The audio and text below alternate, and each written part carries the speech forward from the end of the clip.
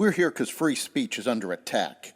We're here because people are being convinced that socialism works.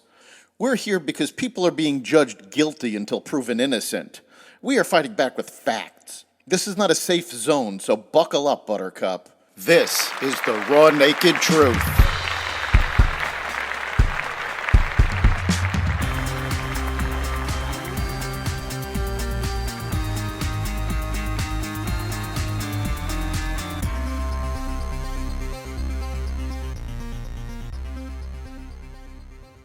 The Supreme Court keeps Trump on the ballot. Democrats plan to try to remove him anyway. CBS sued over DEI overreach and more. Welcome to the Raw Naked Truth. I'm your host, Eric Lopkin, and here's the news you need to know.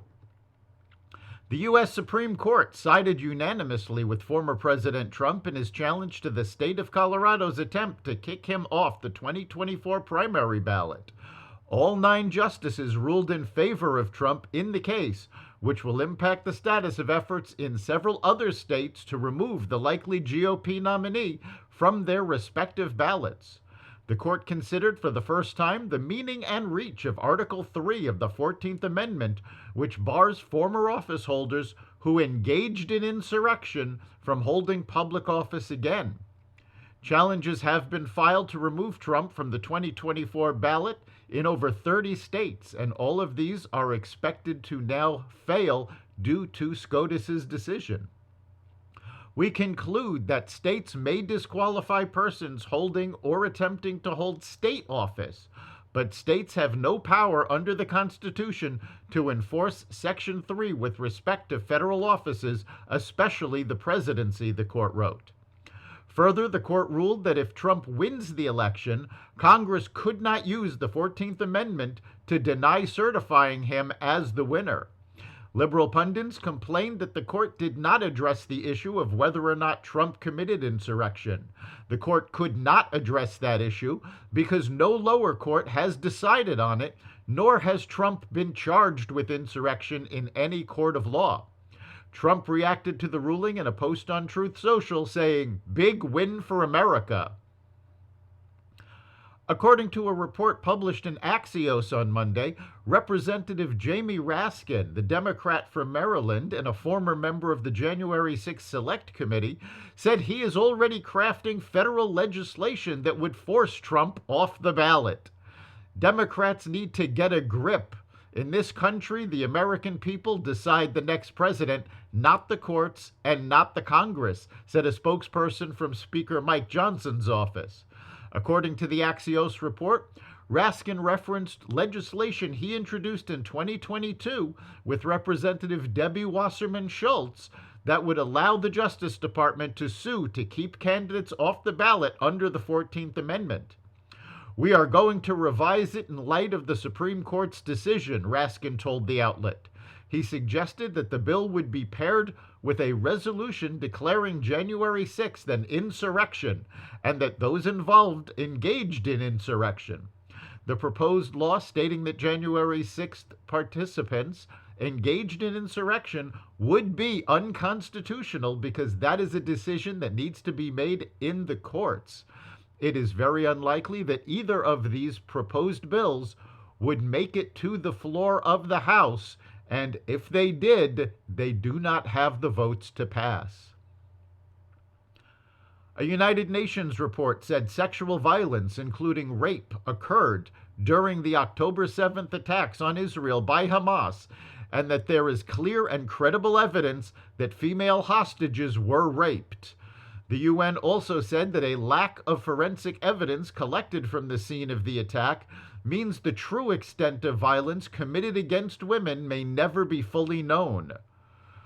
Pramila Patten, the UN Secretary General's special representative on sexual violence in conflict, recommended a comprehensive investigation when she said her team's roughly 2-week trip to Israel didn't set out to undertake.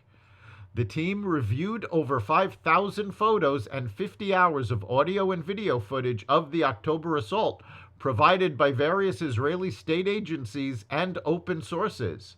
They also conducted interviews with survivors and witnesses of October 7th attacks as well as with first responders and released hostages. There is no doubt that Hamas committed sexual violence against women. The European Commission hit Apple with a 1.8 billion euro or $1.95 billion fine after concluding that the company used its dominance to restrict music streaming competition. European regulators determined that for a decade, Apple prevented music streaming services from telling iPhone users that they could get cheaper subscriptions outside of Apple's App Store, which resulted in users paying higher prices.